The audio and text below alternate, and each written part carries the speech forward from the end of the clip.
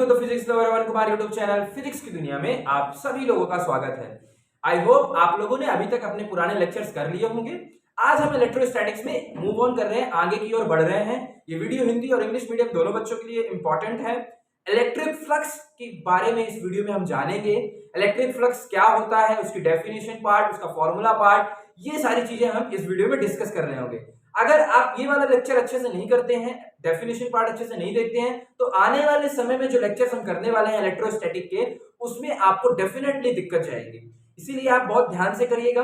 आपको एक बताना चाहूंगा मैं कि जो बच्चे लेक्चर्स कर रहे हैं, आप जरूर एक रफ कॉपी और पेन रखिए और रफली अभी वर्क कीजिए। फेयरली मत कीजिए। फेयरली आप कब करिएगा, जब आपको पूरी तरह से ये चैप्टर मतलब कि ये वाला पॉइंट आप जो हमारा लेक्चर है वो याद हो जाए। जैसे अभी आप पढ़ रहे हैं करंटली रफली आपने कर लिया, रफ में अपने लिखते जा रहे हो, सुनते जा रहे हो, लिखते जा रहे हो, लिखते जा रहे हो। फिर इसके बाद आप घर जाएं और घर में अगर हैं आप तो थोड़ी देर बाद उसको रिवाइज करें, उसको लर्न करें, उस लेक्चर को। जो लेक्चर जिस दिन करते हैं उसी दिन उसको याद कर लें। याद करने के बाद उसको फेयर कर लें, तो वो आपके एक टेम्पररी मेमोरी में सेव हो जाएगा। जब तो फिर संडे को आप एक बार से रिवाइज कर लें तो वो आपके धीरे धीरे परमानेंट मेमोरी में सेव हो जाएगा। चलिए स्टार्ट करते हैं। इलेक्ट्रिक फ्लक्स, विद्युतीय फ्लक्स। तो इलेक्ट्रिक फ्लक्स को समझने के लिए बच्चों सबसे पहले हमें ये जानना जरूरी है कि इलेक्ट्रिक फ्लक्स को जानने से पहले मैं आपको बताना चाहूंगा कि एरिया वेक्टर क्या होता है। किसी भी पृष्ठ यानी किसी भी सरफेस, पृष्ठ मतलब होता है सरफेस, तो किसी भी सरफेस की एरिया वेक्टर कैसे निकालते हैं। जैसे मान लीजिए हमारे पास ये ए, बी और सी और डी एक सरफेस दी हुई है। अगर आपसे मैं पूछूं इसकी एरिया वेक्टर क्या होगी तो वो कैसे निकालते हैं, तो उसके लिए मैं आपसे ये चाहता हूं कि आप थोड़ा सा 3D में विजुलाइज करना सीखें। फॉर एग्जांपल जैसे ये आपका सरफेस बना हुआ है, तो ये कैसा सरफेस है। आप इस डीए को उठाइए, डीए को समझना। अब पकड़ रहा हूं मैं, डीए को पकड़ लिया, ये पकड़ा डीए को। अब डीए को जब मैंने पकड़ा, डीए को ऐसे उठा दिया, तो क्या हुआ हमारे पास, ये डीए आ गया, ये वाली लाइन डीए आ गई, ये डीए आ गया और इधर साइड हमारे पास बीसी था। तो आपको ये समझ में आ रहा है कि जो सरफेस रखी है ऐसे है सरफेस, जो बोर्ड में ऐसे दिखाई दे रही है, एक्चुअल में ये सरफेस ऐसे है। मतलब इसका मुंह किधर साइड है, इधर साइड है। किधर साइड है बच्चों, इधर साइड है। तो इस वाले को जब आप पकड़ के देखेंगे तो ये ऐसे आपको दिखाई देगा, सरफेस इधर साइड है, मतलब इधर साइड ऐसे हमारा सरफेस रखा हुआ है। जब आप इसमें देखेंगे कि सरफेस आपका ऐसे रखा हुआ है, तो एरिया वेक्टर जो होता है, एरिया वेक्टर जो होता है हमारे पास, एरिया वेक्टर जो होता है हमारे पास, एरिया वेक्टर जो होता है हमारे पास, एरिया का मतलब क्षेत्रफल होता है, क्षेत्रफल का वेक्टर जो होता है हमारे पास वो कैसा होता है, इसे हम ए वेक्टर से रिप्रेजेंट करते हैं, या फिर आप इसे इसमें जो हमारे पास ये सब्जेक्ट है उसमें यस वेक्टर से रिप्रेजेंट करेंगे, है ना। तो यस वेक्टर को हम एरिया वेक्टर बोलेंगे। अब एरिया वेक्टर जो होगा बच्चों वो किधर साइड होगा, उसका निर्धारण हम कैसे करेंगे, अपने हाथ को चला करके। जैसे मान लीजिए हमने ऐसे चलाया, ऐसे चला रहे हैं, ठीक है ना, ऐसे यहां से चलाने स्टार्ट किया, देखना जरा ध्यान से, ऐसे चलाया, ऐसे ऐसे चलाए, तो हमारा अंगूठा किधर साइड आ रहा है, इधर साइड आ रहा है। इसका मतलब अगर हमारे पास ऐसी सरफेस होती, ऐसी सरफेस होती, और मैं अगर ऐसे अंगूठा अपना चलाता, ऐसे इधर साइड से चला रहा था ना, एबी साइड से, एबी साइड से ऐसे सरफेस चलाता, तो अंगूठा मेरा इधर साइड आता, मतलब कि एरिया वेक्टर किधर साइड आएगा, इधर साइड आ रहा होगा। तो इसका जो एरिया वेक्टर होगा बच्चों कैसा होगा, इधर साइड होगा। देखो समझ गए ना बात को, एरिया वेक्टर समझ में आया कि नहीं है। ये हमारा एरिया वेक्टर है। क्या है हमारे पास, ये हमारा एरिया वेक्टर है जो कि बाहर की ओर निकलता हुआ होगा। अगर मैं आपको समझाना चाहूं तो देखिए आप लोग, जैसे ये फॉर एग्जांपल ये मोबाइल है, ठीक है ना, ये मोबाइल ऐसे रखा हुआ था, मोबाइल ऐसे था, मोबाइल ऐसे ऐसे रखा हुआ है मोबाइल। तो अगर हम इसको 3D में विजुलाइज करेंगे, बोर्ड से बाहर निकाल करके इसको विजुलाइज करेंगे, तो मोबाइल ऐसे रखा हुआ है। तो इसका मतलब इसका एरिया वेक्टर जो है बच्चों वो कैसा है, इधर साइड है। एरिया वेक्टर क्या है, इधर साइड है। और सरफेस जो थी उसके कैसा है, परपेंडिकुलर है। इसका मतलब जो एरिया वेक्टर होता है वह हमेशा पृष्ठ के लंबवत होता है, यानी कि परपेंडिकुलर होता है। अगर हमारा एरिया ऐसा होता, सरफेस ऐसा होता, तो बताओ इसका एरिया वेक्टर किधर साइड होता, हमारे पास ऐसा होता। एरिया वेक्टर किधर होता, ऊपर साइड होता। यानी जो भी सरफेस है उससे जो एरिया वेक्टर होता है हमारा वो कितना एंगल बनाता है, 90 डिग्री का एंगल बना रहा होता है। जैसे मान लो हमारे पास ये सरफेस और सर्कल होता, इसका एरिया वेक्टर अगर ऐसे होता तो देखो सरफेस से कितनी डिग्री एंगल बना रहा है, 90 डिग्री बना रहा होता है। तो इसका मतलब आप लिख लीजिए, एरिया वेक्टर की एक खासियत आपने क्या देखा, एरिया वेक्टर हमेशा क्या होता है हमारे पास, सरफेस से परपेंडिकुलर होता है। सरफेस से क्या होता है बच्चों? परपेंडिकुलर होता है। परपेंडिकुलर सरफेस मतलब होता है हमारे पास पृष्ठ, पृष्ठ, और परपेंडिकुलर मतलब होता है लंबवत, यानी कि जो एरिया वेक्टर होता है वह हमेशा पृष्ठ के लंबवत होता है। क्या होता है? पृष्ठ के लंबवत होता है। चलो ये चीज तो आपने देख लिया। अब चलिए आप बात करते हैं इलेक्ट्रिक फ्लक्स की। जब आपको ये पता चल जाएगा ना, ये तो अब इलेक्ट्रिक फ्लक्स की बात करते हैं। एक्चुअली इलेक्ट्रिक फ्लक्स का फॉर्मूला क्या कहता है हमारे पास, इलेक्ट्रिक फ्लक्स की डेफिनेशन क्या कहती है, सबसे पहले अपन ये देखते हैं। तो लिखिए, हेडिंग डाल लीजिए सभी बच्चे, इलेक्ट्रिक फ्लक्स, विद्युतीय फ्लक्स। तो इलेक्ट्रिक फ्लक्स का मतलब ये होता है बच्चों कि जल्दी से समझ जाना, बहुत आसान है। देखो, एक ये पृष्ठ है, ये पृष्ठ मोबाइल वाला पृष्ठ, ये एक पृष्ठ है, सरफेस है एक, इधर से कुछ इलेक्ट्रिक लाइन ऑफ फोर्सेस आ रही होगी, यानी विद्युत बल रेखाएं आ रही होंगी। तो विद्युत बल रेखाएं हमारे पास यहाँ से निकल के जा रही होंगी, है ना, जब इधर पीछे साइड से आ रही होंगी तो यहाँ से निकल के भी जा रही होंगी। तो ध्यान दो, सुनना जरा ध्यान से, कसम से देखो, बहुत ध्यान सुनना। किसी भी पृष्ठ से, किसी भी सरफेस से कितनी इलेक्ट्रिक लाइन ऑफ फोर्सेस, कितनी विद्युत बल रेखाएं, उसके मतलब कि जो पृष्ठ है हमारे पास, मतलब कि जो हमारा सरफेस था, उसके परपेंडिकुलरली कितनी विद्युत बल रेखाएं गुजरती हैं, उसी की संख्या को बोलते हैं इलेक्ट्रिक फ्लक्स। नहीं आया समझ? देखो लिखता हूं, पहले लिख देता हूं, है ना। इलेक्ट्रिक फ्लक्स का मतलब होता है the number of electric line of forces passing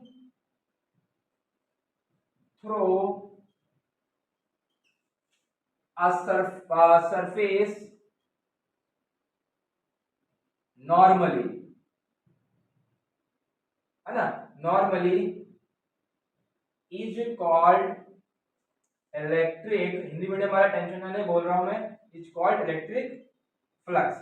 क्या समझ में आया इससे कि number of electric line of forces, कितनी विद्युत बल रेखाएं किसी भी पृष्ठ से नॉर्मली पास होती, नॉर्मली का मतलब ये हमारे पास परपेंडिकुलर होता है और लंबवत होता है ना, तो नॉर्मली पास हो रही हैं, उसी को बोलते हैं इलेक्ट्रिक फ्लक्स।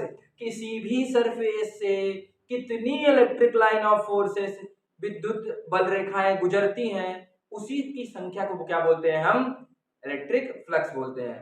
तो इसको हिंदी से क्या ले सकते हैं? किसी भी पृष्ठ से नॉर्मली यानी लंबवत, किसी भी पृष्ठ से लंबवत गुजरने वाली विद्युत बल रेखाओं की संख्या को अपन क्या बोलते हैं? इलेक्ट्रिक फ्लक्स बोलते हैं, यानी विद्युतीय फ्लक्स बोलते हैं। तो फॉर एग्जांपल, जैसे मान लीजिए इसको डायग्राम को भी बनाना है आपको, ध्यान दीजिएगा पेपर में। इधर से इलेक्ट्रिक लाइन ऑफ फोर्सेस आ रही है, जैसे इधर आ रही है हमारे पास, ये आ रही है, इधर से हमारे पास इलेक्ट्रिक लाइन ऑफ फोर्सेस गुजर रही है ना।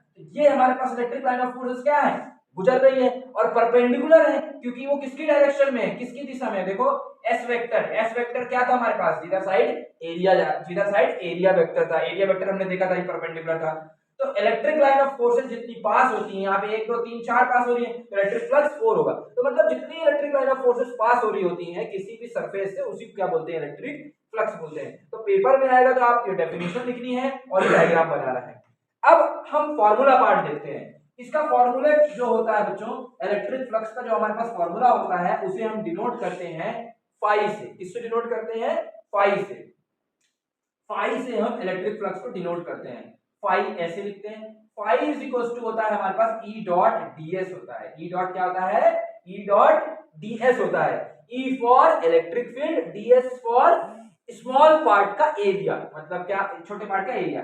ई डॉट डीएस हो गया हमारे पास, ई वेक्टर होता है और डीएस वेक्टर होता है, क्योंकि इलेक्ट्रिक फील्ड भी एक वेक्टर क्वांटिटी है और डीएस भी हमारा एरिया भी हमारे पास क्या है? वेक्टर क्वांटिटी है। जब इसे आप खोलेंगे तो क्या आएगा? ये आपको पता है, आपको 11वीं क्लास में पढ़ाया गया था, जब कभी भी ए डॉट बी होता है, जब हम डॉट खोलते हैं तो आपको पता होना चाहिए ए डॉट बी बराबर, आपने क्या पढ़ा था? ए का मैग्नीट्यूड बी का magnitude into cos theta. A dot B equals to A B cos theta. और ए डॉट बी था, ए क्रॉस बी आपने क्या पढ़ा था? ए का मैग्नीट्यूड बी का मैग्नीट्यूड इनटू sin थीटा। जिसने नहीं पढ़ा है वेक्टर में, ये दो याद कर लीजिए। तो ई डॉट है, जब ये बिंदी है, बिंदी का मतलब मल्टीप्लाई नहीं है, यहाँ पास डॉट है, इसको बोलेंगे डॉट। क्या बोलेंगे बच्चों? डॉट, है ना। ई डॉट डीएस है, तो इसको जब ओपन करेंगे तो हमारे पास क्या बनेगा, EDS cos थीटा, ये हमारे पास क्या हो गया, पाई हो गया। हमारे पास क्या होगा, मतलब कि इलेक्ट्रिक फ्लक्स हो जाएगा। ये हमारा इलेक्ट्रिक फ्लक्स का फॉर्मूला हो गया।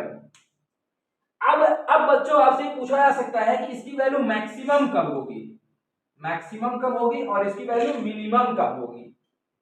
मतलब मैक्सिमम का मतलब क्या होता है, अधिकतम, और मिनिमम का मतलब होता है कम से कम। तो ये पूछ रहा है कि किसी भी सरफेस से ज्यादा से ज्यादा कितनी विद्युत बल रेखाएं गुजर सकती हैं, और मिनिमम का मतलब कम से कम कितनी विद्युत बल रेखाएं गुजर सकती हैं। तो देखो E और DS तो वही रहेगा, थीटा में अंतर आएगा। तो cos थीटा की मैक्सिमम वैल्यू कब होती है, जब हमारे पास थीटा की वैल्यू क्या होती है बच्चों, 0 होती है, यानी cos 0 यानी 1 होता है जब, है ना, cos 0 1 होता है, तो इसका मतलब इसकी वैल्यू 1 हो जाएगी। तो हमारे पास जो मैक्सिमम आएगा वो कितना आएगा, EDS आएगा, डॉट नहीं है यहाँ पे, है ना, EDS नहीं, मैं ये आएगा, है ना, ये मैक्सिमम वाला आ गया। और मिनिमम वाला जब आपसे पूछा जाएगा तो cos थीटा मैक्सिमम कब होता है, जब थीटा हमारे पास 0 होता है, और मिनिमम कब होता है, जब हमारे पास थीटा क्या होता है, 180 डिग्री होता है। इसका मतलब जब हमारे मिनिमम कब होता है, यहां लिख देते चलो, मिनिमम कब होगा, जब हमारे पास थीटा क्या होगा, 180 डिग्री, और ये मैक्सिमम कब होगा, जब हमारे पास थीटा क्या होगा, 0 डिग्री। तो 180 cos 180 का मतलब क्या होता है, माइनस, माइनस ई डॉट नहीं बच्चों, डॉट डॉट जो था ना, EDS, है ना। ये हमारे पास आंसर आ गया, मैक्सिमम कितना होगा फ्लक्स और मिनिमम कितना होगा विद्युतीय फ्लक्स, उसकी चीजें हमने देख ली। अब भैया ये सब तो हम देख लिए, अब इसका डायमेंशनल फॉर्मूला बता दीजिए हमें, इसका डायमेंशनल फॉर्मूला क्या होता है। चलिए तो इसका डायमेंशनल फॉर्मूला निकालते हैं।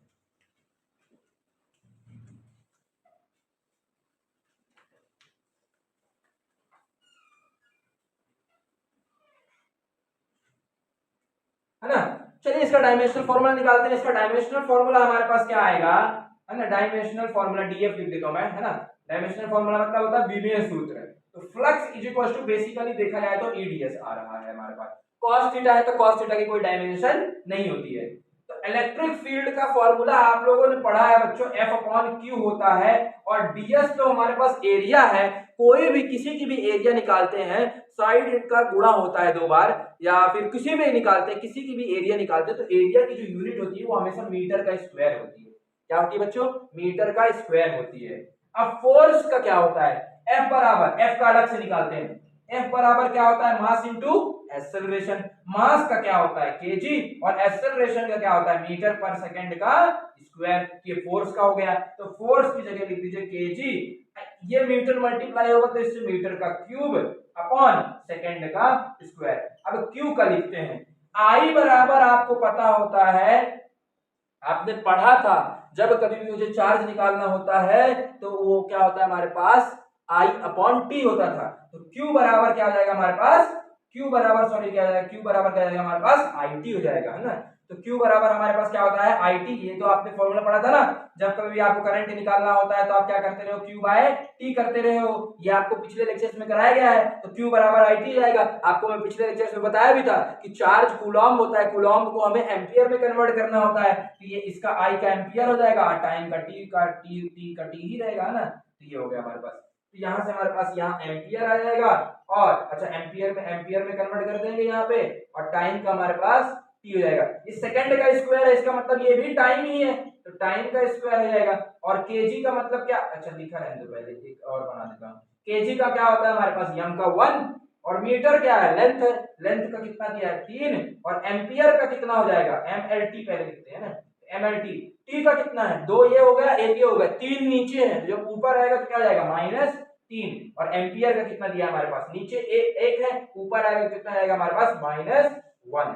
ये हमारे पास क्या हो गया, इसका डायमेंशनल फॉर्मूला। देखिए डायमेंशनल फॉर्मूला हमारे पास बहुत ही इजी था, बहुत इजी तरीके से आप डायमेंशनल फॉर्मूले कर सकते हैं, कुछ नहीं करना था। Flux is equal to E dot ds होता है, E बराबर F अपॉन Q होता है, F का फॉर्मूला हमारे पास M अपॉन MA होता है, MA से हमने F की डायमेंशनल लिख दी, और मीटर स्क्वायर था ही सही। Q का डायमेंशनल फॉर्मूला हमें IT से निकालना होता तो हमने Q का निकाल लिया ऐसे, और सबका पुट कर दिया, यहाँ से फ्लक्स का हमारे पास डायमेंशनल फॉर्मूला आ गया, विमीय सूत्र आ गया।